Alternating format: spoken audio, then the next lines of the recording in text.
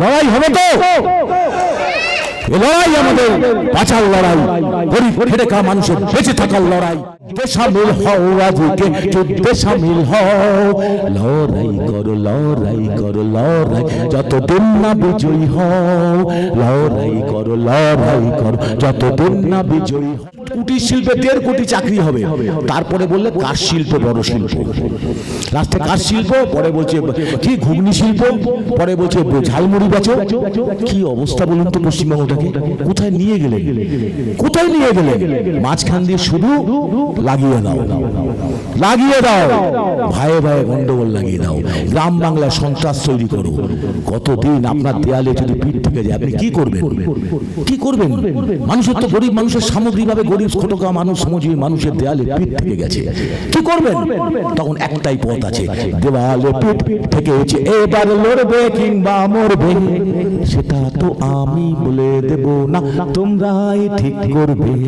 দেওয়ালে পিঠ থেকেছে এবার লড়বে কিংবা মরবে, সেটা তো আমি বলে দেব না, তোমরাই ঠিক করবে।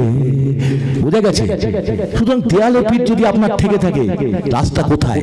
আপনার বাড়ির মহিলাটাকে যদি টেনে নিয়ে যায় তখন আপনি কি করবেন? বলবেন তৃণমূল এসে টেনে নিয়ে যেতে, কি করবো ভাই? তাহলে আপনার নাগরিক অধিকার ভোট দেওয়া, পার্টি করা, আপনার দায়িত্ব নেই সেটাকে রক্ষা করার জীবন দিয়ে? তাহলে কিসের ভগৎ সিংয়ের লোক আপনারা? কিসের সিধু কানুর কথা বলছেন? কিসের বিনয় বাদল দীনেশ কথা বলছেন? বিনয় বাদল, সিধু কানু, তিতুমিরের কথা কি ভুলে যাবেন আপনারা? দেশটা স্বাধীন হয়েছে, আজকে আপনি অধিকার পেয়েছেন, তা সেই অধিকার যে রক্ত দিয়ে অধিকারটা পেয়েছেন, সে অধিকার রাখতে হয়, ধরে রাখতে হয়। অধিকার কেউ কাউকে দেয় না, অধিকার কেড়ে নিতে হয়, রক্তের বিনিময়ে অধিকার কেড়ে নিতে হয়। অধিকার কে কাকে দেয়? অধিকার কে কাকে দেয়? পৃথিবীর ইতিহাসে কবে কোন অধিকার বিনা সংগ্রামে শুধু চেয়ে পাওয়া যায়? কখনোই নয়, কোনোদিনও নয়। অধিকার কেড়ে নিতে হয়, অধিকার লড়ে নিতে হয়, রক্তে ছিনে নিতে হয়। অধিকার কে কাকে দেয়? লড়াই করো লড়াই করো লড়াই যতদিন না বিজয়ী হয়, একবার হারো বারবার হারো বারবার লড়ো যতদিন না বিজয়ী হও। কিসের ভয়?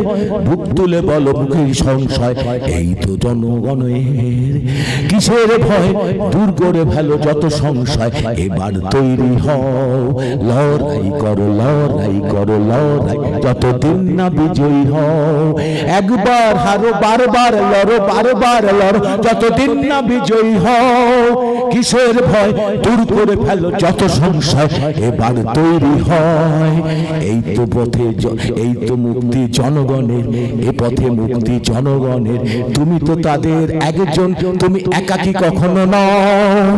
তাদের জন্য লড়ে তুমি মুক্তি শপথ নাও, তাদের জন্য এক হয়ে ভাই মুক্তি শপথ নাও। যুদ্ধে শামিল হও আজকে, যুদ্ধে শামিল হও, যুদ্ধে শামিল হও আজকে, যুদ্ধে শামিল হও। লড়াই করো লড়াই করো লড়াই যতদিন না বিজয়ী হও। লড়াই করো লড়াই করো যতদিন না বিজয়ী হও। অতএব পয়লা জুন লড়াই হবে তো? লড়াই আমাদের বাঁচার লড়াই, গরিব খেটে খাওয়া মানুষের বেঁচে থাকার লড়াই। সেই জন্য আপনারা ইন্ডিয়ান সেকুলার ফ্রন্টের প্রার্থী তাপস ব্যানার্জিকে যদি যোগ্য মনে হয়, যদি বিশ্বাস থাকে, ভরসা থাকে, পার্লামেন্টে গিয়ে টিকটক করবো না, ঘুমাবো না, পার্লামেন্ট থেকে হেরে যাওয়ার পরে পেনশনের দাবি করবো না। যদি ক্ষমতা না থাকে রাইট টু রিকল করুন। সবার আইন জারি হয়, কিন্তু এমপিদের রাইট টু রিকলের আইন কেউ করে না। কেন জানেন? মাল ঢুকবে পকেটে, মাল। শুধু মালের নোটের ভয়ে তারা পিছু হয়।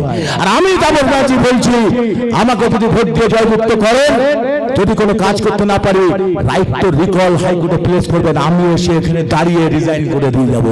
এটা আমার ব্যবসা নয়। 3 পুরুষ খাওয়ার বন্দোবস্ত করার জন্য রাজনীতিতে আসেনি, দেশ সেবায় নাম দিয়েছি, দেশ সেবা করতে এসেছি, মোটা টাকার মাইনের চাকরি ছেড়ে। আর পার্লামেন্টের থেকে আজকে মুনমুন সেন দেশ সেবার নাম করে ভোট নিয়ে এমপি হয়েছেন, তারপরে এখন বসে বসে পেনশন পাচ্ছে আমার আপনার টাকায়। আর আপনার বাজারে গিয়ে তেল কেনার পয়সা নেই, পেঁয়াজ কেনার পয়সা নেই, বিদ্যুতের দাম দেওয়ার পয়সা নেই। ওই এমপিদের হারানো এমপি ফিরে যাওয়া এমপিদের পার্লামেন্টে দাঁড়িয়ে ওই পেনশন বন্ধ করার দাবি তুলবো আমি, পরিষ্কার জেনে রাখুন। ওই সব বসে খাওয়া চলবে না। যেদিনকে রাজনীতি থেকে অর্থের আমদানিটা কমে আসবে সেদিনকে দেশে শান্তি আসবে। আর এটা তৃণমূল আর বিজেপি এই আমদানিটা করেছে। সুতরাং তৃণমূল বিজেপিকে পরাস্ত করতে গেলে প্রতিটি সংগ্রামী শক্তি পশ্চিমবঙ্গ তথা ভারতবর্ষের বুকে সাদা পাঞ্জাবিতে কোনো কালির দাগ নেই, একমাত্র দল ইন্ডিয়ান সেকুলার ফ্রন্ট, তার প্রার্থী আমি তাপস ব্যানার্জি। আমাকে আপনারা খাম চিহ্নে ভোট দিয়ে জয়যুক্ত করবেন। এই আহ্বান দেখে সবাইকে সংগ্রামী অভিনন্দন জানিয়ে আমি আমার বক্তব্য শেষ করছি। ইনকিলাব জিন্দাবাদ, আইএসএফ জিন্দাবাদ, নওশাদ সিদ্দিকী ভাইজান জিন্দাবাদ।